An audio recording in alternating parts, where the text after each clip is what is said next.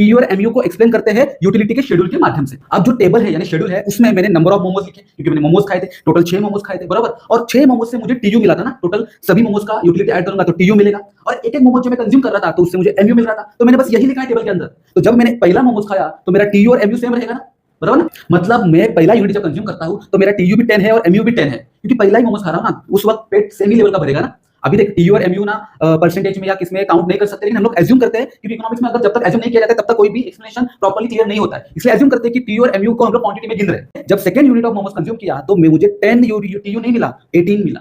समझ में आ रहा है? 20 होना चाहिए था लेकिन 2 माइनस हो गए, ठीक है, और एमयू मेरा 8 हो गया। फिर मैंने तीसरा यूनिट कंज्यूम किया तो 22, एमयू 4। फिर मैंने फोर्थ यूनिट कंज्यूम किया, मेरा टीयू 24, मेरा एमयू 2।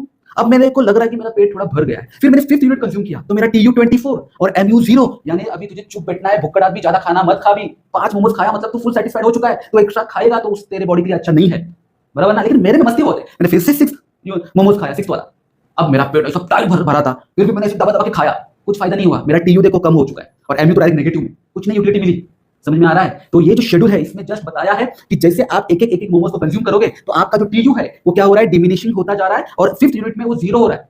मतलब उस 5वें यूनिट को खाने के बाद आपका पेट भर गया, आपको खाने की जरूरत नहीं है। लेकिन अगर आप खाओगे 6 यूनिट यूटिलिटी मिलेगी लेकिन कम मिलेगी, और एमयू तो आपका डिक्रीज ही होगा, मार्जिनल यूटिलिटी तो आपको नेगेटिव में चली जाएगी। इसलिए एमयू देखो 10, 8, 4, 2, 0 और -2, यानी एमयू डिक्रीज ही होता जा रहा है।